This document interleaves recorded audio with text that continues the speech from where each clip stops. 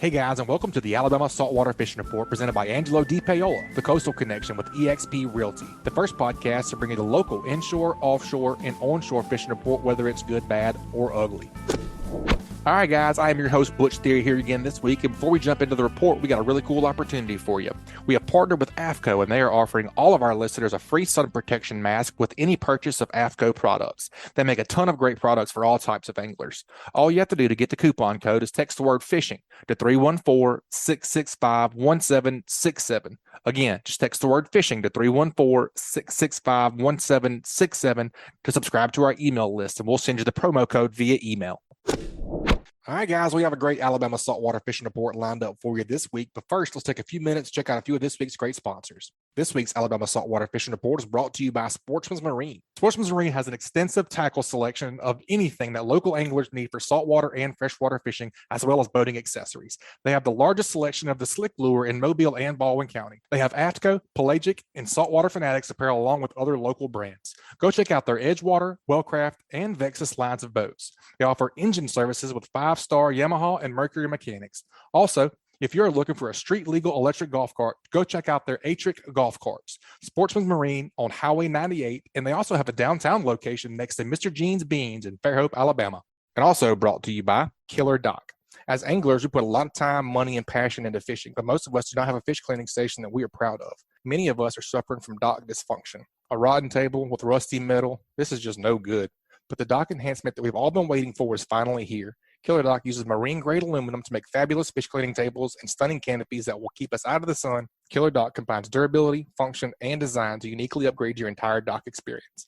Visit killerdock.com to see more. All right, ladies and gentlemen, welcome back to the Alabama Saltwater Fishing Report. I am your host, Butch Theory. I am joined today with Angelo DePaola, the Coastal Connection, as my co-host. What'd you say, Cap?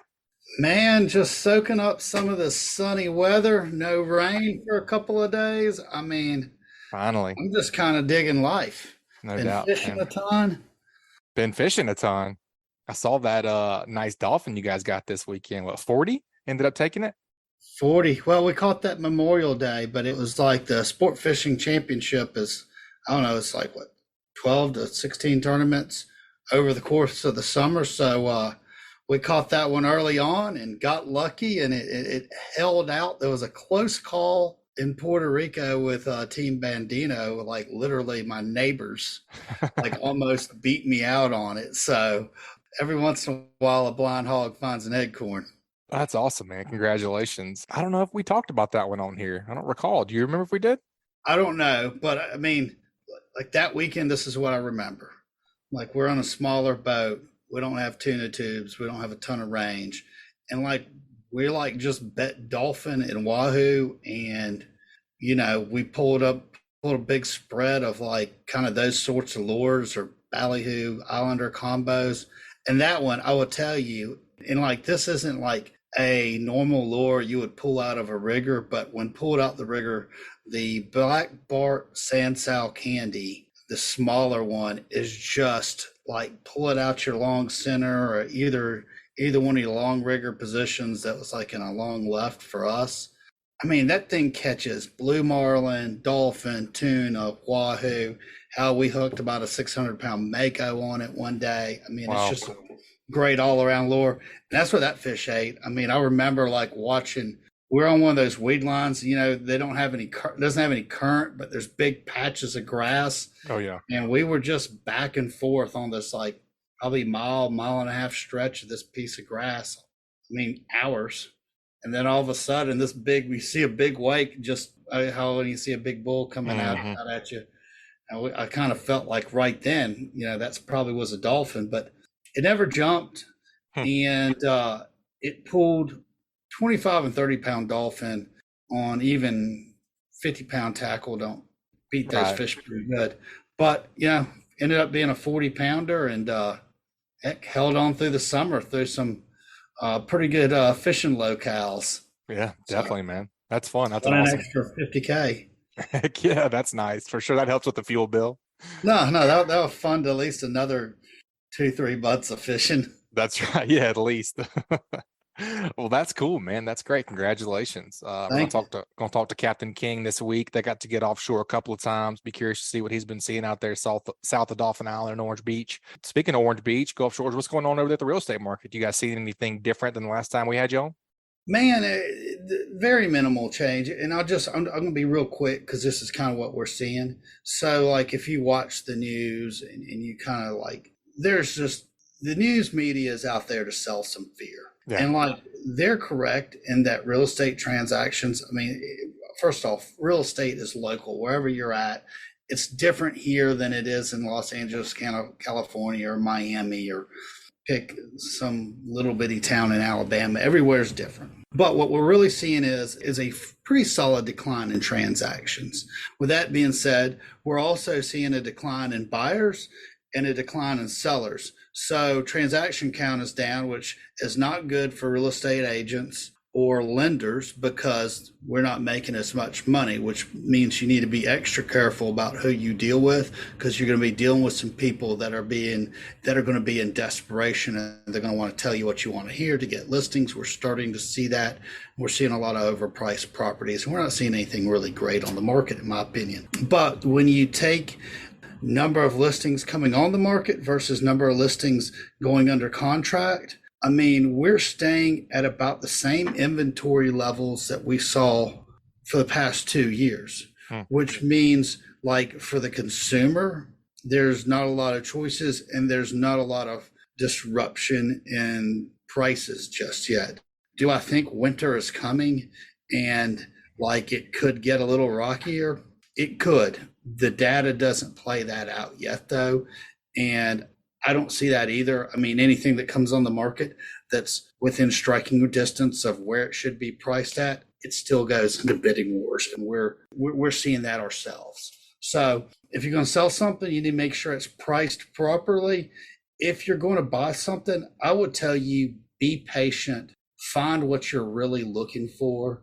It could take a long time. Don't be in a rush. And if you got to buy or sell because you're moving, reach out to me. We'll give you fair advice of what we think it's worth. And you can tell that we spend the right amount of money to market it out and get it out in front of people. Yeah, sounds like you need to do your research and make sure you have a real estate agent that's here to stay and not just looking for a quick flash in the pan, a couple bucks. Hey, look, when the market blew up, there weren't enough real estate agents in the market to handle the influx of buyers. Like now we're in contraction and we have too many real estate agents. So some of those are going to have to get out of the business. That's just simple economics. I'd make sure that I was with somebody that has been in the business for a while and that also handles a large volume of transactions because they're going to have a much better feel for what's actually happening versus Aunt Susie's daughter who got a real estate license last October because it looked good. Don't use that person right now. You're going to be really, I think, selling yourself short in a market like this. That person worked fine when it was hot, but when things get tighter and tougher, you need a professional. I mean, got to go with that professional negotiator that knows the market as a whole. Yep, that gives you good advice. Makes sense, man. You want somebody that can negotiate, and if you're looking for somebody that can negotiate, you got one on the air with you right now. I hate to be braggy, but that's what I do every day for people. Yeah, it's not braggy if you're good at it, and you know it, in my opinion. We appreciate that, man. That's great advice. You guys definitely look up the Coastal Connection if you need anything in the real estate agent. All right, Angelo, let's head down and get our first report of the day. We have a new contributor. We have Brad Warren, a.k.a. Bearded Brad. I've been seeing him all over Facebook. He's been doing an awesome job with some fishing stuff and tons of techniques and tips there. I think you primarily do stuff from the shore, huh, Brad? Welcome to the show, buddy. Yeah, appreciate it, guys. I do primarily land-based fishing, so mostly here on the Alabama coast. Very cool. Well, just tell us a little bit about Brad Warren and where people can find you on the social media and YouTube, and kind of tell us a little bit about your journey, how you got to where you are today. Yes, you can find me on any of the platforms, Bearded Brad, YouTube, Facebook, TikTok, Instagram, all the stuff, Bearded Brad. But my wife and I moved down to Gulf Shores, Alabama, about 4 years ago from Nashville, Tennessee. And we got down here and just fell in love with saltwater fishing and met some other the local YouTubers that probably a lot of the people know Bama Beach Bum and a few of the other guys, and started fishing with them and decided to start a YouTube channel. And it's been a little over 3 years that I've been doing YouTube now. And it's done pretty well. Been able to grow it and now doing it full time. I've done a little bit of surf guiding, but I'm actually just full-time content creator now. So not running any more guided trips, but trying to pump the content out. I love your logo. I'm not sure if you can get that in sticker form. He's like a big bearded guy with some sunglasses. I just think it looks good, cool. Yeah, Heck, it's a great beard. It's a great beard for sure. I know when I was trying to think of the name, like, of course, anytime you have like your own idea, you always like second guess it. And I'm like, Bearded Brad just sounds so cheesy. And then I finally like went with it. And I have a buddy that's a graphic designer, and he made the logo, and now everybody loves it. I'm like, that was perfect. I'm glad I didn't like second guess and go with something else. Yeah, but now I just can't shave my beard. Yeah, that's true. You kind of put yourself into that position there. That's all right. Oh, that's funny. Well, man, tell us a little bit about a fish story. What you've been up to the past week or so, and we'll just kind of throw in questions as we see fit. I mean, I'm sure as you all know, we've had rain for like 100 days in a row up until the last few days. The fishing has been difficult to find some time to actually get out there, but it's been pretty decent when we can actually get a dry day to get out there. I fished the beach, set rig fishing in Fort Morgan last week, and was able to find some big whiting. I caught multiple, probably 10 to 15 like keeper size whiting, and a few of them I caught one 16.5 inch and then a 15.5 inch as well. So there's been some big whiting out there. Wow. I haven't personally gotten on the Pompano bite, but I know a few of the local guides around here and some of the other locals out fishing have been getting on some Pompano. Mostly been early morning, and it has seemed to be deep out. They're having to cast out pretty far. But there definitely are some Pompano around right now, which is always good to see. Brad, what are people fishing with this time of year? Yeah, so when I go out, I'm primarily fishing with fresh dead shrimp, either fish gum or fish bites. I always try to pair those with the shrimp. And then if you can find some sand fleas, I do like throwing out some sand fleas as well. Always good to have that natural bait selection for sure. What's it like? Are the catfish and the others? I mean, I just think shrimp, and I'm thinking, dude, I'm gonna be wading through hardhead catfish. Yeah, you definitely have to deal with that. Thankfully, even though we've had a ton of rain, the water hasn't been that terribly dirty. So we haven't had to deal with the catfish as much. Now, if that water does start to muddy up, especially down Fort Morgan, you are going to be dealing with some of that. And if you can just fight through that, usually it'll work out in your favor and you will pick up some of those better fish. But yeah, this time of year, you got the catfish and the dirty water. You got the ladyfish that are going to be out there. We still got the hardtails, blue runners, all that kind of the summertime stuff that you do have to deal with. But again, there has been some of those, target species have been out there, like the big whiting, the pompano. So if you can get out there and fight through the trash fish, so to speak, you do have some good opportunities right now. Yeah, that's some hammer whiting, man. Do you do a single drop for those, or do you do anything different? I do, yeah. So like for pompano, typically we're using a double drop, like a float or a bead or something like that. But when I go specifically for whiting, I back it down to a 10-pound fluorocarbon with a single drop, and I'll just do a little bead. I don't really notice a difference in color. Sometimes I use red or blues or pinks. But try to go super light, real small circle hook, maybe size 4, even size 6, and then just a tiny piece of peeled shrimp. And then a lot of times they're hanging out real close to the beach. You don't even have to cast out very far at all. If you can kind of walk the beach looking for any cuts or any deep pockets, typically that's where those whiting are going to be hanging out. So the other day when I was out there, sorry. No, go ahead. I was going to say the other day when I was out there, I had one whiting rig and 2 pompano rigs. My whiting rig was on the left side of my spread, and I was fishing one little hole, and I caught some decent fish, and then the bite just slowed down. That's typically going to be the case fishing for the whiting because they are going to kind of congregate in one area. So if you are fishing a spot and you kind of feel like you fished it out, definitely move down. I didn't even have to like literally pick up and move. I just moved my rod from the left, and then I put it in the middle, caught a few whiting there, and then moved it to the right and caught a few whiting over there. So they kind of congregate, hold together pretty tight. So if you bounce around, definitely help increase the number of fish there for the whiting. Dude, that's great advice. Yeah, that's a great Look, tip I in mean, one is it itself. me? Doesn't it seem like it's early in the year for whiting? I'm always like thinking like whiting to me has always been a wintertime fish.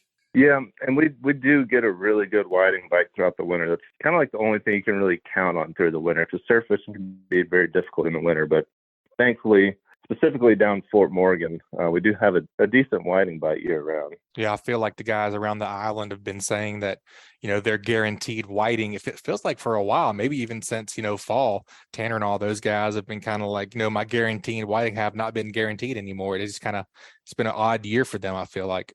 Yeah, and I can agree with that. Like I was still running trips up until like June or July, and so that was kind of your guarantee. Like we can always at least go catch some whiting if we're down Fort Morgan. And early in the summer, we did kind of struggle with them. And if you were finding whiting, a lot of it was like little like 8 to 10 inches, not really anything worth keeping. But now it seems like we have started to get into some of the bigger numbers and just larger fish. So it's definitely good to see that. Brad, what are you seeing as far as bait off the beach? Yeah, there's been a decent amount of like little glass minnows pushed up. We fished Orange Beach earlier this week, and there was a ton of little glass minnows right up on the beach. And there's been thousands of ladyfish just pushed in, chasing all this bait. And so if you want to get out and just catch something, go have fun if you're on vacation or you got a little kid that just wants to get in some action. Go out early morning and throw any sort of little diamond jig or a little spoon, and you're going to tear up the ladyfish. They have been thick. They're fun. And when we went out, we're throwing some big poppers, trying to look for some bigger fish. There's actually been a lot of sharks hanging out around the beach, so we're throwing some big 6-inch poppers. We're actually able to land a shark and a jack off the beach throwing the popper, which is a pretty cool experience. Yeah, no doubt. Those are big fish. I saw those on your Facebook page. For those big poppers and those bigger target fish, what are you? What's your favorite setup for those guys as far as rod, reel, and line? Yeah, so it was a 6-inch Yozuri popper, and then I ran probably 8 to 12 inches of 50-pound wire, and then I ran about 3 foot 80-pound mono, just a little bit of a shock leader. And then I use 40-pound braid, and that is on a Penn Slammer, the 5500. And then I had that on a 10-foot bummy stick. Nice. And Ninja Tackle bummy stick there. So I like to use the 10-foot just to get a little extra distance going from the beach. You don't necessarily have to have that, but a lot of times those bigger fish are going to be cruising the back side of the bar and stuff. So get that extra distance throwing a longer rod. What's the bite from a shark like on a popper? It is insane. So if you've never experienced it, like I think really you're just kind of pissing them off from the actual popper skipping across and making the splash and everything. So I think they're just like turning on it. And so they miss a bunch. Like I had multiple strikes and they missed. But even when they miss, it's like a huge swirl, huge splash. It's pretty crazy. Mm-hmm. And when they do actually get hooked up, like they are angry. So they hit, and it's been mostly black tips and spinners. So if you hit the spinner, he's going to be jumping, spinning like crazy, which is really cool to see. Most of the time, those are going to break you off. They're going to get tangled in your braid and cut your line and stuff. But those black tips, when they hit, and they start hauling, man, pill and drag. And it's always such a cool sound just to hear that drag screaming. Really How cool big are the sharks? The one that I caught was, I don't know, 3.5, 4 foot. So it was on the smaller end. I think most of them have probably been in that 4 to 5 foot range that are hanging out there. Nothing giant, but good fun size. Yeah. Man, that's a big fish to catch off a beach with your feet in the sand. If you think about it. Absolutely. But it's not 10-foot sharks hanging out there that we're catching on spinning gear. So good manageable cast out distance. So real fun. Cool. You seen any king mackerel or anything off the beach? I have not. There has been some Spanish and some bluefish down towards Fort Morgan off the beach, but I have not seen any kings. That would be cool. I'd love to catch a king off the beach. Yep, I think it's about that time of year. You could get a good north wind. If you could balloon a bait out off the beach and try to whack a king off the beach, that'd be pretty sweet. Man, it sounds like video content ideas to me. No doubt. For sure. That would definitely be fun to watch. Think of something different. Yeah, very cool, man. I saw a video, I think it was yesterday, you posted in the Alabama Saltwater Fishing Report group, all that grass. You think that's going to be an issue coming up for our peoples? Yes, it was pretty bad. Thankfully, I was not there set rig fishing, but it did seem manageable. So even like I was throwing the popper, and so it didn't really interfere with me too much.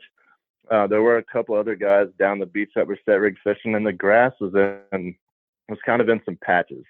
And so it was super thick in some areas, but if you would walk down the beach, I don't know, 40, 50 yards, you'd get a little clear patch. And most of it was pushed in pretty tight. So if you're casting out a little further, you should be able to stay away from that.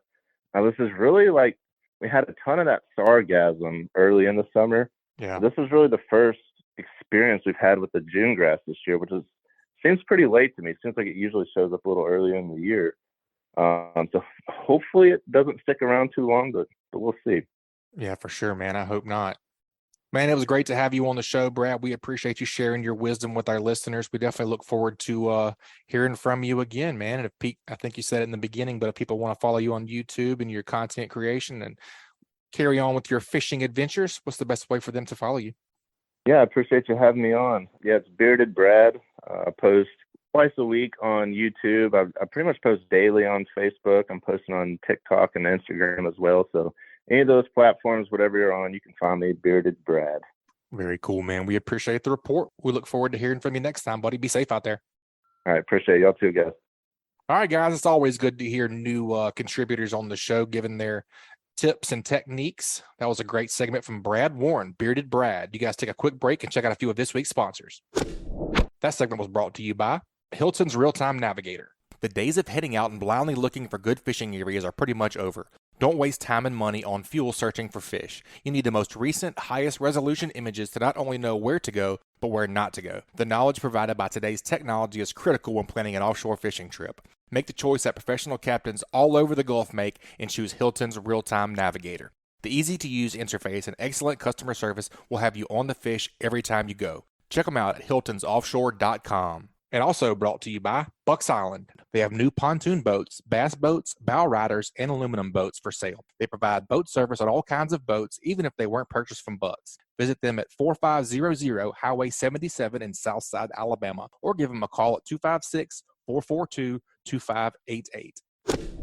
All right, Angelo, let's head on down and get our second report of the day. Marshall of Mississippi Sound. Let's see if he's staying true to his name. Welcome back to the show, Captain Bobby. What you been up to, bud? Oh man, you guys have stuck me with that. I tell you, I can't believe how many people call me that now. I get trip requests now, not by my name anymore. It's, hey, can we book something with the Marshall? The Marshall. Yeah. I love it. That's me. Yeah. What you been up to, man? To answer your question, yeah, I have been. I've been pretty much staying down, certainly down south and mostly south and west, which is the Mississippi Sound. For people that don't know or aren't aware of it, but we don't call it Mobile Bay, but when you get west of the Dauphin Island Bridge, that's the Mississippi Sound. East of the Dauphin Island Bridge and north of the line between Fort Morgan and Dauphin Island is considered Mobile Bay. So quick geography lesson right there. But anyway, so I've been down there, man, the last couple of days this week. I've had some just killer topwater trips, certainly starting out in the morning. And late August is not what I consider topwater time of the year, but we've had that stretch of weather, for the last 5 weeks that you guys, I'm sure, have talked about, with the rain and the storms and everything else that we've gotten every morning, and it's kept the water temperature down. And I think for that reason, these fish have stayed active in shallow water, which allows you to do things like that with topwater and certainly voodoos on popping corks, which is a staple for me. But what was really exciting, like I said, and really this whole summer for that matter, I've caught more fish on topwater for summertime fishing than I normally do. And again, I think it's kind of a product of a snowballing deal where, the more I do it, the more I catch, therefore the more I'm confident in it, therefore the more I do it, and so on and so forth, so it all kind of builds on itself. But I still don't remember being able to catch fish, early, this late into the summer, early in the morning on topwater like we've been doing lately. And yesterday, we always fish well into the morning. We had the trip made by 8 o'clock yesterday morning, just catching them on topwater. So that was a blast. And we never picked up a cork until mid-morning, and we could have probably caught them faster. As topwater fishing is not like a real efficient way to catch fish. Right. You get a lot of bites for the number of fish that you actually get. And even when you do get them in, you got all those treble hooks flopping around. So you don't just get them off the hook real quick and do what you're going to do with them. It takes a little while to get them unhooked and either put them in the box or let them go, So it's not a real efficient, fast numbers way to catch fish. Whereas if we'd have thrown yesterday, we had shrimp flipping around, birds diving. And when I start to see that stuff kind of going on in shallow water, we immediately are picking up corks with a voodoo or a gulp underneath it. And you really can run up some numbers that way. But we didn't do that because we're catching catching them so well on top, which, everybody loves to do. I don't care, how you fish. Yeah, it doesn't matter what species or when. I don't have to tell you guys. That's a blast. So anyway, that's what I've been up to the last week or so, really all summer. And, this week we're cycling out of the nip and going into this tide where you got falling water right at daylight. And that to me is the magic part of the tide, because you got the two best components of a trout trip coming together at the same time, which is the tide change and the daybreak, So we got that to look forward to this weekend. So, I think this weekend is going to be a fantastic weekend. You're just going to have to keep kind of one eye over your shoulder for the little pop-up storms. We're not having those squalls and nasty storms all morning like we were, over the last 5 weeks. These are little pop-up showers that you can easily navigate around and stay away from, So that'd be a good weekend to get out there and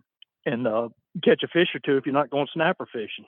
Yep, for sure. I saw where they... And apparently a lot of people aren't going snapper fishing. So no, that's what the numbers do reflect. I was pretty surprised whenever I saw the variance in numbers from, I guess they did it last weekend or the weekend before versus, that time last year. It was pretty significant.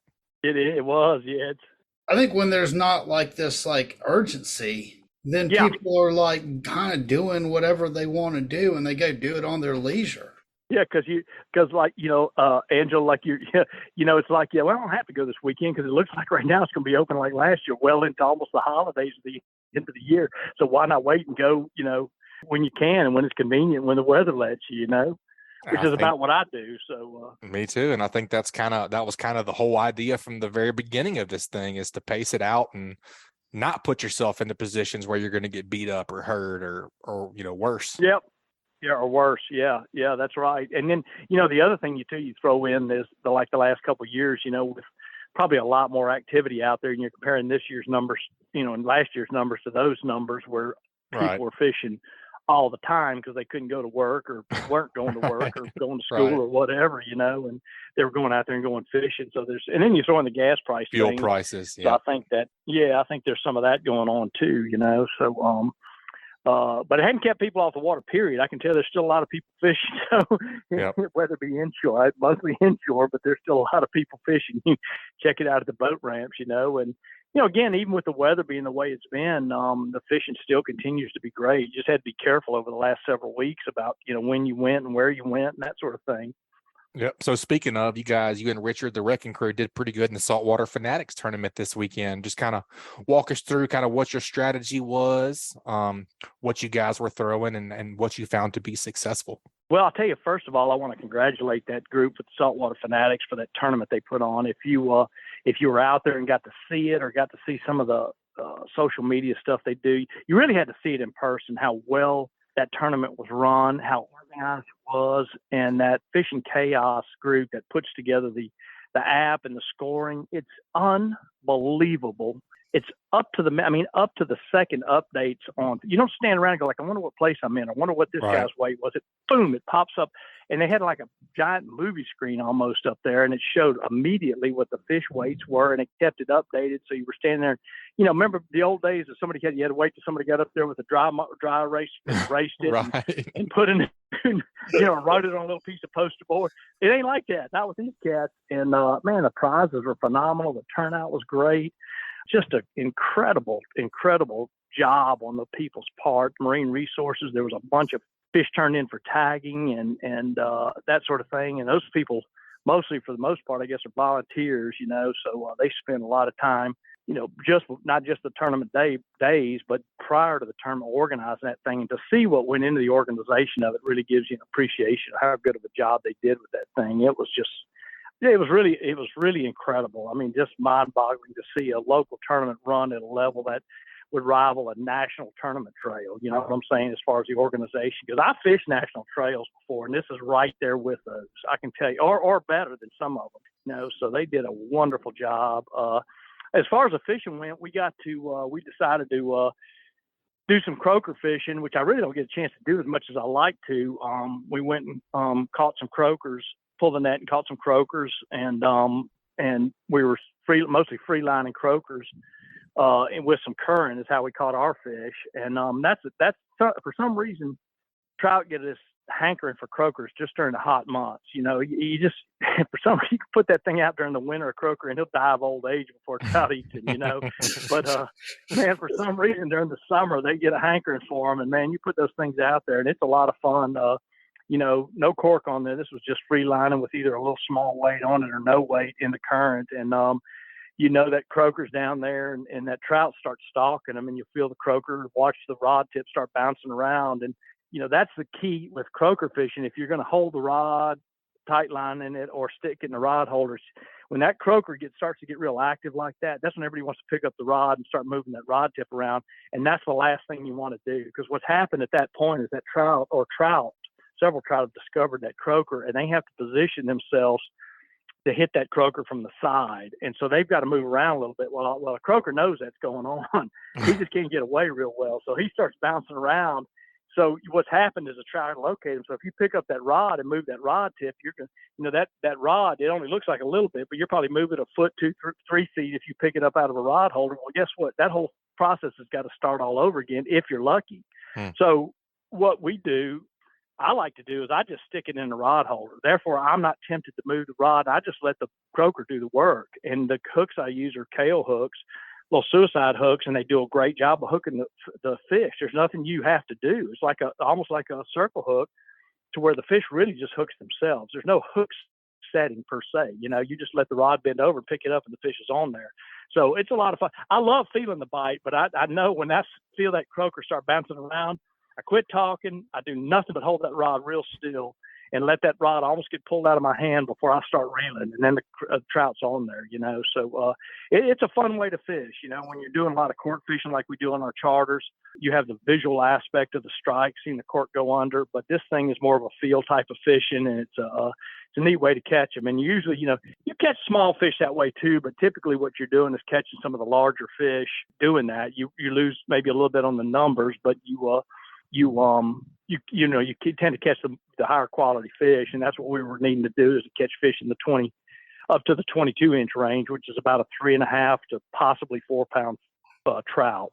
And so that's what we did for 2 days. It was a lot of fun, really a lot different than what we normally do. And you know, in those things, when you're limited by length, whether it be redfish or trout or any species, you know, it just comes down to, you know, if you can get lucky enough to get that trout to swallow the croaker that he bit when you hook him, or if he spits it out. That's the difference of whether or not you're going to win the tournament when you're limited by the length, you know, because I don't remember exactly the weights, but it seemed like between first and third was less than a half a pound on 3 fish. So you're talking about, you know, a few tenths of a pound per fish. So, you know, they're basically all the same fish. It's just whether one of them got the hook down his throat, what they ate for that day. That's exactly right. Yeah, that's exactly right. If he ate a big pokey or a small croaker, that's the difference, you know. Yep. Kevin, Bobby, when you're live lining these croakers, are you like casting anything else? Like are you just like sticking it in the rod holder, opening a Bud Light? And that's a great question, and that's another good thing about being able to tight line that croaker, like I was just talking about, where you're not having to do anything. The rod's doing the work. So yes, to answer your question, usually if the bite's pretty hot, you know, in other words, if you're getting bit fairly quickly, you know, once every minute or two, I usually will just watch the rod. I'll stand by the rod. But if it's a little bit slower bite, if it gets a few minutes between bites, I'm always going to have a slip cork ready.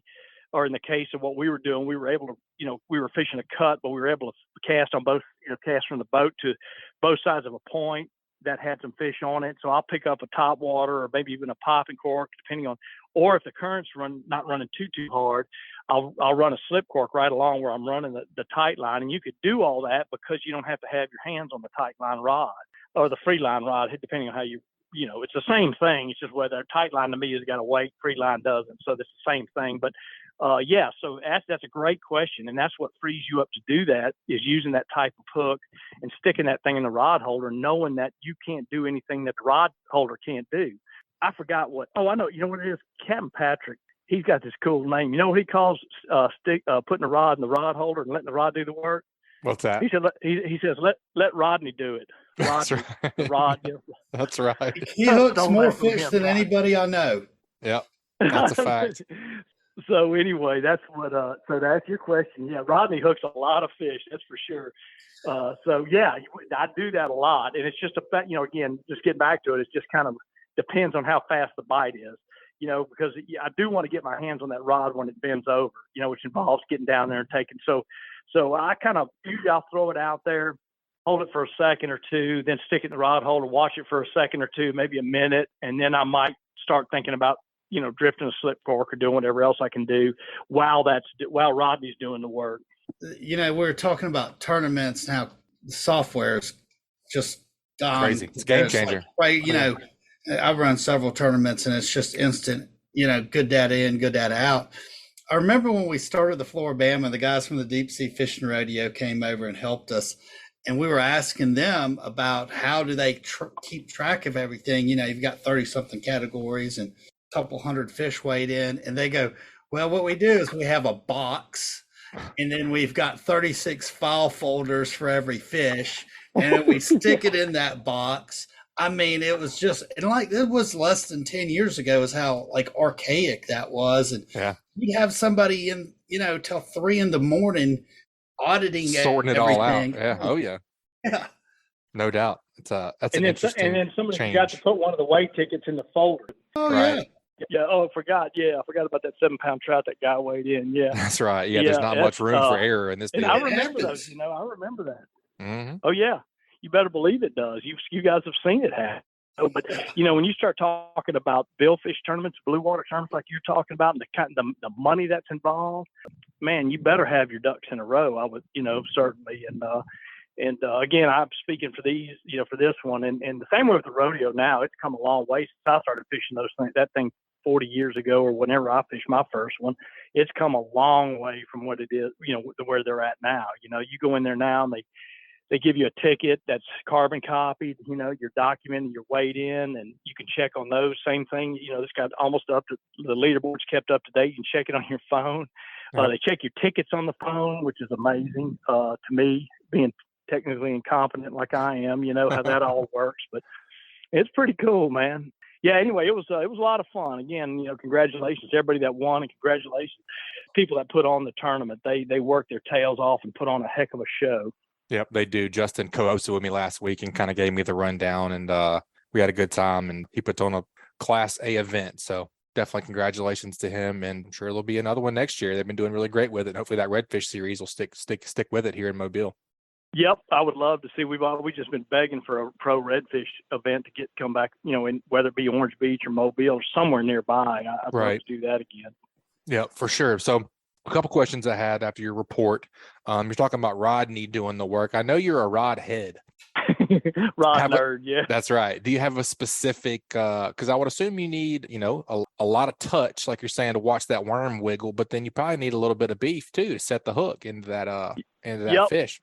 What's your ideal setup there, or does it matter? Or do you have a favorite? I do, and actually, what I like for that is very similar to my top water rods. I like a soft tip because I want that when that trout picks up that croaker, I want that rod to have a little bit of give to it, you know, where it starts to bend over. But when it gets time to fight, particularly a bigger fish, which is what you're typically going to catch with a croaker or any kind of fin fish, I want to have some backbone in the rod so I can get that fish coming. So the rod I use for my slick lures and my topwater lures is very similar action to that. It's just a fast tip with a medium heavy body, you know, so it's got that softer tip.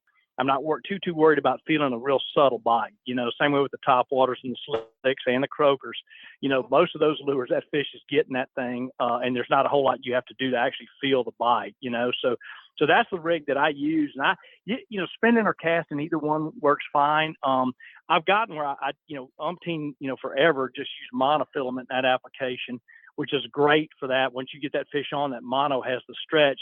But I lean more towards fluorocarbon now, just for the simple fact, one, it's a lot stronger, It doesn't have the stretch that mono has, but it's got more stretch than braid. So my Tightline, my croaker rod now has fluorocarbon line on it, and that rod action that I was just talking to you about. And then the hook size I use, I'm almost exclusively a number 4 Kale hook. Circle hooks that we use, for snapper fish. Not quite the same thing, but it's a little bronze, got a little offset to it, and it's a little bronze. It's a number 4 Kale hook. I've had so many people, not only the treble hooks that I use, which are small, but see those Kale hooks and they go, God, that's a small one. I've caught tarpon while trout fishing on those things. I've caught cavalia, bull reds by the dozens. You're not going to have any problems with that hook straightening out, but what it does, it hides real well because it's smaller. And it lets the croaker move around a lot better than a big old 2/0 hook or whatever. It lets that croaker, free himself. It frees him up to move around and look a lot more natural. The other thing too about croaker fishing, I'll mention is talking about moving around is if I put a croaker out there and he's out there for, sometimes I give it 10 minutes, but that's kind of a long time. I want to see that croaker at least moving a little bit at some point, and once he's been out there for about 10 minutes, I usually will take him off and put another one on. If he hasn't, even if he hasn't been bit, I go ahead and put another one on there because he's sitting there kind of fighting the current and still fighting a little bit of that weight. Mm-hmm. And I want that croaker, what the guys call frisky. I want a frisky croaker on there because I think that's going to bring some trout, maybe even stimulate a bite, but maybe even bring trout in from a little bit further away if you got one bouncing around all by himself down there in that cut or over those rocks or whatever you're fishing him over. Oh, yeah, I definitely agree with that. So the Cca Star Tournament is still going on in Alabama. I think it's open until, I know it is. I'm looking at it right here. Ends on September 5th at 5 p.m. So there's been 2 caught. So you guys can still register. If there's not a blue tag caught that was registered, neither of those were winners because they did not have a ticket. That's right. I was going to say, the way I understand it, 2 of those were caught and the guys didn't have tickets, man. That's right. Man. So if you have a ticket, and after September 5th, if a blue tagged redfish is not caught, it goes to a straight up raffle style. So the boat's going regardless. So might as well go ahead and get a ticket. I didn't even know that. Yeah. So you buy a ticket, you got a one in $75 ticket. Yeah. And not to mention the fact it goes to a great cause on top of that. So, exactly. Yeah. So that's great. Yeah, that's good odds. So you guys get registered for that. Go over to ccaalabama.org, I believe it is. And tell us about redfish, man. You been catching any? What's been going on with those guys? I have been. Yeah, I have been. We caught, if I remember right, we caught several in this tournament. One of them we caught targeting red to get our slam. We finished third in the slam, I think, 2 or second. I can't remember. But anyway, we caught our slam and caught our targeted redfish to do that. And then we caught several others while we were tight lining those croakers. But in the meantime, I've been catching, nice slot size, lower to upper slot size fish mixed in with a lot of trout that I've been catching some of the shallow water I was talking about.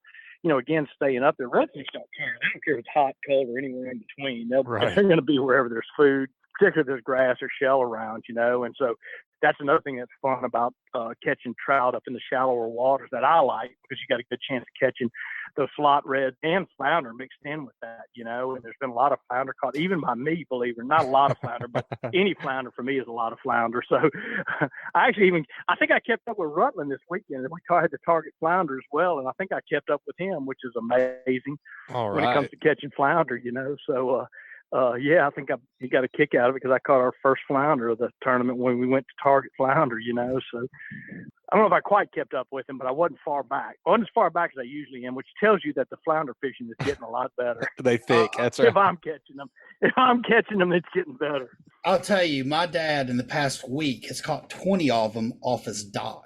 It's like I've never seen them so thick. That's great, and that's the area in the bay, we caught ours around docks too, but that kind of area is something about the environment of that's, whether it's an active dock or broken down, they just seem to love those dock pilings or those kind of things. Cause, where we were catching ours, the ones we targeted to catch, we were just flipping right up in dock both active docks and broken down dock pilings is where we caught ours, and they just seem to love that area, whether it's a good ambush and they're ambush feeders. So it makes sense that they would be around that kind of stuff, There's always bait hanging around it. So, but it's just so good to hear that so many flounder are being caught now, because for the last 8 years prior to this, it was Been tough. it was Yeah, slim it's been pickings tough. when it came to flounder. Yeah. For sure. Yeah, It's Rich good and I to were see. talking about it. As a matter of fact, we joked about it. We caught our first flounder, which gave us our slam. When they first used to do those slam tournaments, and this was about I don't even know how big, it wasn't a very big flounder, about a 16-inch flounder that I caught. And I said, do you remember, not long ago, 8 years ago or 10 years ago, when we were fishing these things, if we caught that flounder, we'd be hugging each other and dancing and doing square dances on the boat. Had it wrapped we caught up. our flounder. Now we're going like, this ain't going to do. We got to catch a 3 or 4 pound flounder. We used to never worry about the size. It's just a matter of catching one, Yeah. But it ain't like that now. They're getting where they're it's a common occurrence to catch flounders.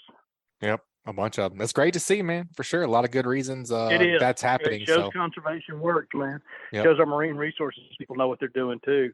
Yep, agreed. And talking about the fanatics thing, I think they brought in over 100 of the brood stock flounder. I think I'm not sure if all those were males, so I guess that's not fair. But I think they had over 100 live turned in. It was a bunch of them. I know that. And then one of the guy that won it, I think they ended up bringing 39 flounder in. So That's he crazy. had the man. most flounder. That's incredible. In a 2-day period. That's more than I catch in 2 years. No doubt. Me too. Apparently. Well, man, that's a great report. We appreciate you coming on and sharing your wisdom with our listeners. As always, if folks want to book a trip with you, what's the best way to get in contact with you? By far the easiest way is A-Team Fishing, like the old Mr. T show, A-Team Fishing, all one word.com. And it's got our contact information in the form of a telephone number and a little form on there you fill out. If you want to request dates or have us pick dates for you, we can do that. But it's so easy that I can even do it. So you can get around on it pretty easy. We appreciate it, man. You guys get in touch with Captain Bobby. I'm sure your fall stuff's filling up, man. It's about to be a good time. I'm ready for fall, man. I'm excited this year for sure. It is, dude. It ain't far away. And don't forget licenses are due, speaking of that, too. That's right. That is right. Oh, yeah. Yep. Time to re-up. Yep. Licenses are due. Time to re-up. Yep. Pay for some of that conservation effort. That's what it is. That's right. That's right. We appreciate the reminder on that, man. We look forward to hearing from you next time, buddy. Be safe out there. Thank you, my brother. Thanks for having me on. Man, it's always good to hear from the old Marshal of the Mississippi Sound. That was a great inshore report from Captain Bobby Abruscato with 18 Fishing Adventures. You guys take a quick minute and check out a few of this week's great sponsors. That segment was brought to you by Fish Bites. Since 1999, Car Specialty Baits, Inc. has been busy revolutionizing the fishing industry with their game-changing brand of baits and lures called Fish Bites. Check out the full line of scented saltwater and freshwater baits at fishbites.com. And also brought to you by MB Ranch King. MB Ranch King hunting blinds and feeders are built to last right here in the USA. With durability and convenience in mind, MB Ranch King's maintenance-free blinds are constructed with high-grade steel and come in a variety of sizes to meet any hunter's needs. They offer high-quality, easy-to-use corn and protein feeders that can be filled with both feet on the ground. Call Kevin today for more info or a quote at 205-807-2937. MB Ranch King, built in the pursuit of perfection. All right, Angelo, let's head offshore, man. Let's go see what Captain King is up to on the Lady Ann out of Dauphin Island, Alabama. What you say, Captain King? Oh, man, all good, Butch. Good, man. Good. Glad to have you back on the show. I know you guys have been doing a ton of fishing. I saw where you guys have been offshore multiple times on 2 and 3 day trips in the last couple of weeks. Just give us the rundown, man. What you guys seeing out there? Man, we've pretty much been living out there the past couple of weeks. The past couple of weeks it's been spotty. I'd say not this week, but the week before last. It's been pretty much non-existent. The tuna fishing, I've been everywhere in the world, and we hadn't seen a yellowfin. We hadn't caught a yellowfin. The blackfin fishing at night was bad. It was just not good fishing. Bang. But this week, it's really turned around, man. Everywhere that I've been seeing a few fish. We've been catching a few fish. We're catching a few marlin, a few tuna. Just the fishing, it's crazy. I don't know if it was the moon phase. I don't know what went into it. But the fishing has just been a lot better this week than what it has been.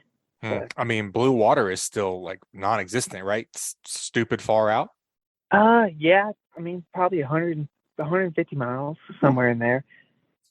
Which, yeah, it's a long ways to get out there. That's a long way. The blue water has not been the key. I mean, we've been catching more fish in the greenish waters. I mean, it's not blue and it's not dirty, but it's kind of just it's okay water. That's Right. where the fish have been hanging out. I went from the green water to the blue water, never marked a fish in the blue water, never saw a fish, went back up into the green water, and we started catching them. And I don't know if there's more nutrients in it or what the case was, but they just, a lot of guys go out there and they always ask me, like, King, where's the blue water at? Like, man, like, that's not really important. Like, where are the fish at is the important question. Yep, you're right. They've been living in the greener water. They just have been. I like that clear tuna water. I prefer that if I'm strictly going for tuna anyways. I think you're right about the nutrients. I just think it's got especially when I guess blue water's so far away from it, it seems like it's just got more life in it. Yeah, and there's no doubt. And I feel like in that dirtier water, you can get away with more stuff. You can use bigger hooks and bigger lines. And the fish just don't see as well in that water. They can see your bait, but they can't see, what's between the bait and the tip of that rod. Well, what kind of bait are you catching? Where are you catching your bait at? Oh, man, the bait fishing has been really good. We've been catching a bunch of little hardtails, a bunch of sardines, big hardtails, crazy fish. Really everywhere I've been, man, all the way from the rigs enclosed to the ships, 10 miles out, they've all been loaded with bait. It's getting to be that time of, in the springtime and kind of the middle of the summer, we struggle with catching bait. It's kind of hit and miss. But this time of year, it's been everywhere. And I've been happy about that. Yeah, that definitely makes a difference. On our trip, Angelo, it seemed like, I like a littler hardtail, but for different things and not scamp. But it seemed like on our trip on the escapes, those scamp, all those big scamp came from those 6-inch hardtails, it seemed like. Yeah. And I had a trip of, what was it? A couple weeks ago, we had a 12-hour trip. We were going grouper fishing. I had to set my mind, so we're going to go try to catch some scamps. And we struggled for the bait, man. We caught nothing but little 4-inch hardtails, maybe 3-inch hardtails. They weren't big at all. And I'm riding up there to the group of grounds. I'm like, oh my God, now I'm stressed out. I'm like, we're coming out here with bait that is not the ideal bait, but we wore them out. And we caught, I think it was 19 or 20, something like 19 or 20 groupers. And they all came off of them little tiny hardtails. And that struck me as, okay, like this may be the ticket. I've tried all kinds of bait, and I always like the crazy fish or the bigger fish or whatever the case may be. But them little hardtails just tore them up. It was good. King, with the tunas, what are you doing? Live bait and chunking? You having to fly a kite? What's catching the fish? Or a little bit of everything? Man, all of the above. I've trolled for them. I put live baits in the riggers and drift around with them. I chunk for them. I fly a kite for them. What for me lately, what's been working, and every day that you out there is different. It's a totally different animal. Even when you wake up the next morning and start fishing for them again, it's different. But I've been, stuffing a bunch of baits in my bat, throwing 15, 20 baits out there at a time, and throwing my live baits right in the middle of the bat. And they come up and they blow up, and I can bring them up from 300 foot. And that's what we've been really doing well with is the live bait chumming, which I don't know if it's a lot of people know about that, but it's kind of the newer thing that's been going on out there. Yeah, I know that Dustin Bedgood likes it that way. Yeah, you got to have a lot of baits. I know Bedgood likes doing that too.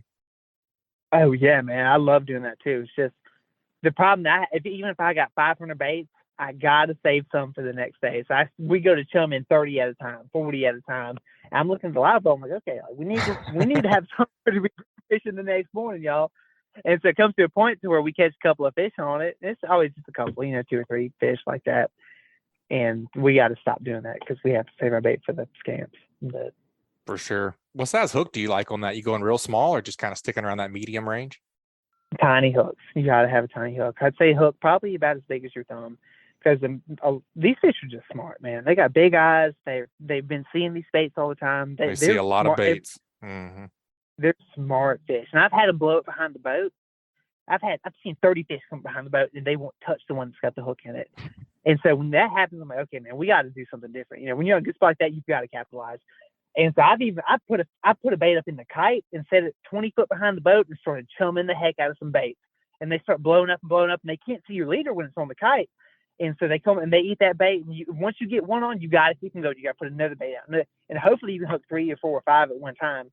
And that way, because they're going to bite for a little bit and then they're going to stop. So you have to take advantage of the fish while they're biting. I like that idea of live baiting from the kite with doing that live bait chumming. I like the idea of just going fishing with King and having his crew do all that work. Yeah, no doubt. That's definitely the way to go. I mean, all I hear is work. Oh, yeah. And it's definitely the cheapest way to go, too. Oh, no doubt. Without a doubt. Yep. It's definitely a grind, man. Like whenever it gets to where it's like that, where you got to catch one with one method and then change over and get another one, that is a grind for sure. Yeah, I mean, I would love to have a day where you can just catch them all trolling, but they just they're just not like that. You have to work them out. The only way to tuna fish correctly is to work your butt off. Yep. Try this, try that, move here, move there, and if you work hard enough, you're going to pick one here, you're going to pick one there, you're going to get two here, and then if it's by the end of the trip, you're going to have 10 or 15 nice fish. And that's the way. And I've been doing this for a little while, and that's the way it's always been, in my opinion. You're going to have them days where you got there and you just, no matter what you're going to catch them. But what makes a good fisherman is the guys that catch them when they're not biting good, Yep, that's a fact, because it's a grind. You got to stay after it. It's a 3 a.m. chunking. It's a 5 a.m. chunking, and then trolling at daylight, and then put the kite up, whenever that ends. It's a grind. Yeah. What about the white marlin, man? Tell us about that one. What'd you catch him on, and what was the ticket there? We actually, I came back 2 days ago from a 3-dayer, maybe Sunday. 2 day. And man, the fishing was just good. We hooked 3 marlin on that trip, and then the white marlin, we actually caught him. But he came. We were trolling for tuna. We were getting good bites, catching tuna, blackfin, a few yellowfin, some undersized ones to go with it. And all of a sudden, I saw that white marlin behind that bed. I looked down, and all you could see was fin and tail. That's I was awesome. I didn't even tell the guys because I didn't want them to get too excited. I looked at him, I saw him. I was okay. Let's just wait for him to bite. I don't want to tell anybody. Let's just capitalize on the fish after he's hooked. And sure enough, man, he pecked at it with his bill, and then he just swallowed the whole entire lure and got on. And it was a cool fish, man. We fought him for 30 minutes or so, and the guy that caught him, it was his first marlin ever, so he was totally pumped about it. That's awesome. He came up, we got a good picture of him and released him, and it was cool. That's a perfect size for a first marlin for anybody, or really just in general. That's perfect size to catch a marlin. Yeah, it's funny you say that, Butch, because everybody wants to get a big marlin. I love catching them too, but we hooked a big blue after that, and the guy was sitting there holding the reel. He was just dumping us, man. He was taking every bit of line out of the reel, and the guy looked at my deckhand, Jake, at the time. He said, "Man," "I don't know that I want this fish." I was like, I just told him, I said, "Man, keep on reeling." Yeah, yeah. That's and funny. I think he was more wanting one of the white marlins than he was the blue. Yep, definitely manageable sizes. Not all. I mean, of course, catching big blues that's what we do, but it's a time and a place for that. As you guys found out on rodeo, it's you're gonna have that when you got them big girls on. It's interesting. Yeah, there ain't no doubt you're gonna have some of that. Maybe nobody wants to sit there and fight one for 6-7 hours. Ooh, not this guy. Angelo might, but not this guy. I like a good tussle. Yeah. Man, Captain King, that's a great report, man. We look forward to hearing from you next time. If folks want to get out of Dauphin Island with you and get a trip, what's the best way to get in contact with you? Man, they can call that phone number, 861-5302, or they can look us up online, capmikeonline.com, and they can see my whole schedule from there and book straight from the website. Awesome, buddy. Like I said, we appreciate you sharing your wisdom with our listeners, and man, just be safe out there. We look forward to hearing from you next time. Will do, Butch. I appreciate y'all having me, man. All right, guys, it's always good to hear from Captain King Marchand from the Lady Ann over there at Dauphin Island, Alabama with Captain Mike's Deep Sea Fishing. You guys take a quick break and check out a few of this week's great sponsors. That segment was brought to you by Boaters List. Boaters List is your new reliable and fast resource designed to link everyone to everything on the water. If you own or run a boat, you know how difficult it can be to find the right company for the task at hand.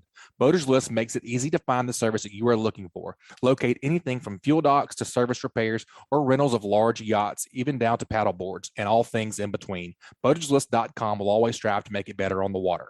And also brought to you by Dixie Supply and Baker Metalworks. Dixie Supply and Baker Metalworks are proud to be your metal roofing headquarters for over 40 years. Save time and money by buying from the most reliable manufacturer on the Gulf Coast. Buy it today, pick it up today. They offer 20 Sherwin-Williams colors to choose from and have a 40-year warranty.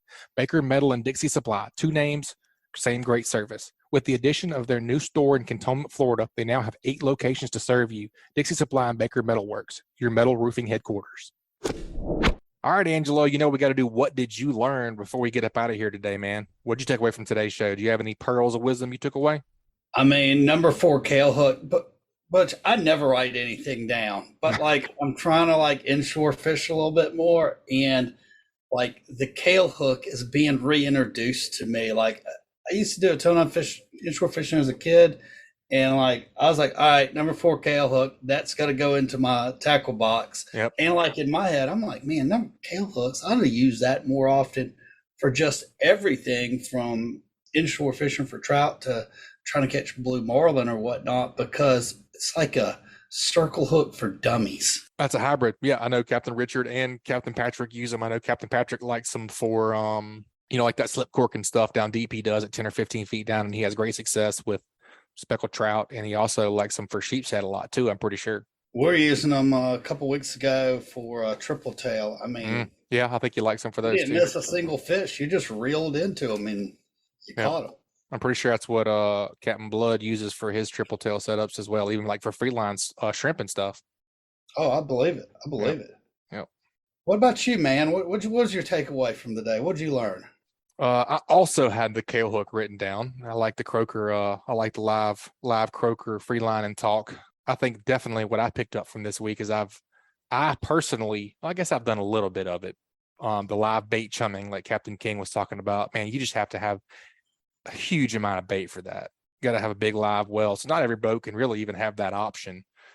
I've done a little bit of that, but I've also done a lot of kite fishing, but I've never done the two simultaneously. So that definitely makes sense, especially if they're super leader shy or acting that way.